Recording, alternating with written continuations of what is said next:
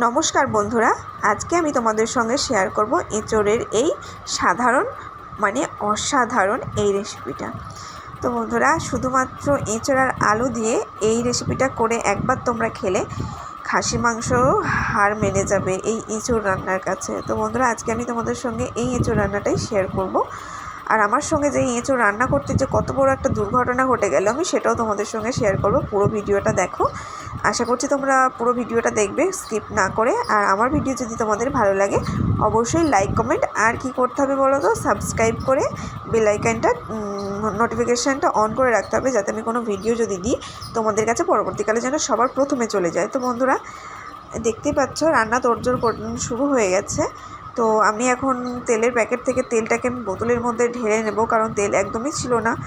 আমার বর গেছিলো বাজারে, তো বাজার করে নিয়ে এসেছে, তো সঙ্গে দেখলাম এঁচোড় নিয়ে এসেছে। তাই ভাবলাম অনেক দিন ব্লগ ভিডিও দেওয়া হয়নি, কোনো ভিডিও দেওয়া হচ্ছে না, তো ভাবলাম আজকে আমি তোমাদের সঙ্গে একটি রান্নার রেসিপি শেয়ার করব। তো চলো, তো রান্নার জন্য আমি কী করছি দেখো। তো আমি উচ্ছে আলু ভাজবো আর এঁচোড়ের তরকারি করব। তার জন্য আমি আগে উচ্ছে আর আলুটাকে কেটে নেব। তো উচ্ছের যে বিচিগুলো থাকে কিন্তু আমি সেগুলো ফেলে দিয়েই উচ্ছে আর আলুটা এইভাবে কেটে নেব, লম্বা লম্বা করে ছোট ছোট করে সরু সরু করে কেটে নেব।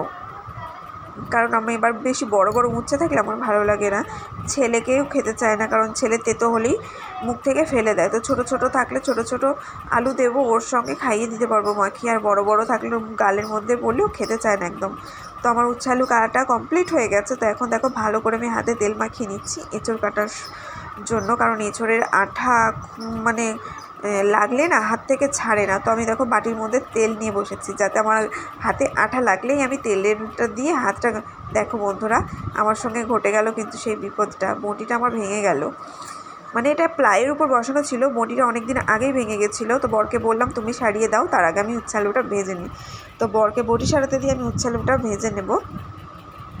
বর তো ভীষণ গেছে খোঁচে যে কীভাবে ভেঙে যায়। আসলে কি বলো তো, বটিটা না প্লাইয়ের উপর বসানো ছিল বললামই, তাই অনেক এতে ভেঙে গেছে, চাপাচাপি করে কাটতে গিয়ে ভেঙে গেছে, নরমও হয়ে গেছিলো। আর এই দেখো বটিটা আমি সারাই করে দিয়েছে, বর সারিয়ে দিয়েছে। তারপরে আমি আবার এঁচোড় নিয়ে বসে গেলাম এঁচোড় কাটতে। তো চলো বন্ধুরা, এঁচোড়টা আগে আমি কেটে নিই।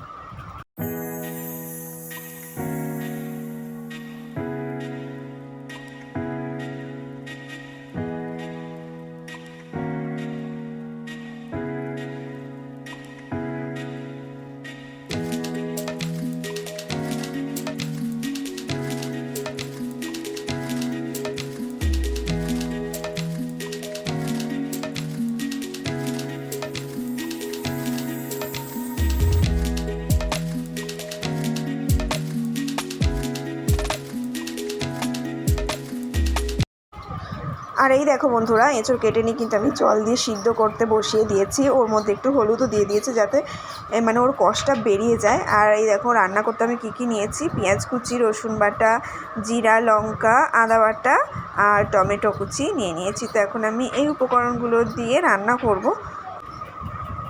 আমার কিন্তু এঁচোড়টা সিদ্ধ মোটামুটি প্রায় হয়েই গেছে। তো আমি এটাকে পুরো সিদ্ধ করব না, কারণ বেশি সিদ্ধ করলে কী হয় বলো তো, একদম গলে গলে যাবে, যেটা আমার একদমই ভালো লাগে না। তো আমি এটাকে এখন নামিয়ে নেব। তো কড়াই আমার বসানোই ছিল, তো কড়াইটা গরম হয়ে গেছে, তার মধ্যে আমি একটু সরষের তেল দিয়ে দিলাম। তো সরষের তেলটাও ভালো মতো গরম হয়ে গেছে। এখন আমি এর মধ্যে ডুমো ডুমো করে কেটে রাখা আলুগুলো ভালো করে ভেজে নেব।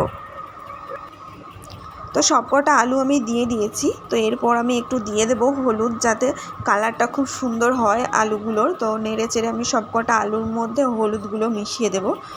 আর এই দেখো বন্ধুরা, আমার আলুটা কিন্তু একদম পুরো পারফেক্টভাবে ভাজা হয়ে গেছে, খুব সুন্দর লাগছে, হলুদটা দিয়ে কালারটাও আলুর চলে এসেছে, ভীষণই সুন্দর লাগছে। তো চলো বন্ধুরা, আগে আমি আলুগুলো একটু তুলে নিই।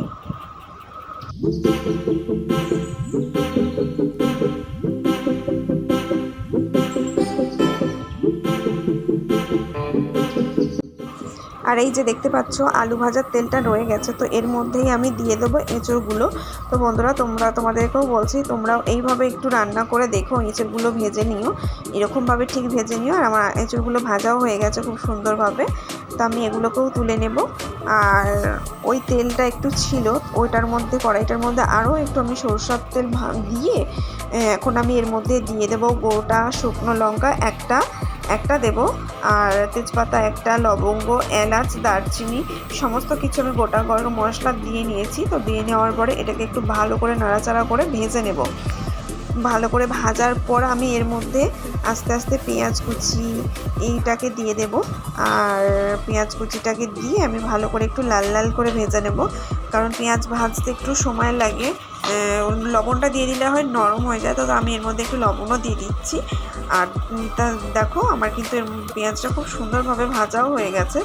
আর এর মধ্যে আমি একটু চিনি দিয়ে দেবো যাতে কালারটা সুন্দর আসে, আর হচ্ছে মিষ্টি ঝাল হচ্ছে নুন সমস্ত কিছু ব্যালেন্স হয়ে যায়। মানে চিনিটা দিলে কী হয় বলো তো, কালারটাও আসে আর খেতেও স্বাদ হয় অনেকটা। তারপরেই আমি দিয়ে দেব রসুন বাটা। তো রসুনটাকেও আমি ভালো করে ওর মধ্যে দিয়ে ভালো করে ভেজে নেব, কারণ হচ্ছে রসুনের গন্ধটা না খুব ভালো লাগে আমার। আর তারপরেই আমি দিয়ে দেবো জিরে বাটা, আদা বাটা, কাঁচা লঙ্কা বাটা, আর তার মধ্যে টমেটো কুচি একটা দিয়ে দেবো। আমি টমেটো একটাই দিয়েছিলাম, তোমরা চাইলে তোমাদের ভালো লাগলে তোমরা দুটোও দিতে পারো। আর পরিমাণ মতো লবণ দিয়ে দেবো, এর মধ্যে হলুদ দিয়ে দিলাম। তো দিয়ে এটাকে আমি ভালো করে কষাবো, ভালো করে যতক্ষণ না ভালো করে সব মশলাগুলো মিক্সড হয়ে যাচ্ছে, তেল ছেড়ে ছেড়ে আসছে ওর গাতে, ততক্ষণ পর্যন্ত আমি জল দিয়ে একটু ভালো করে কষাতে থাকবো। আর এর মধ্যে একটু জলও আমি দিয়ে দেবো, কারণ যাতে নরম হয়ে যায় সব সবজিগুলো, মানে সবজি বলতে তোমার মশলাগুলো একটু নরম হয়ে যায়।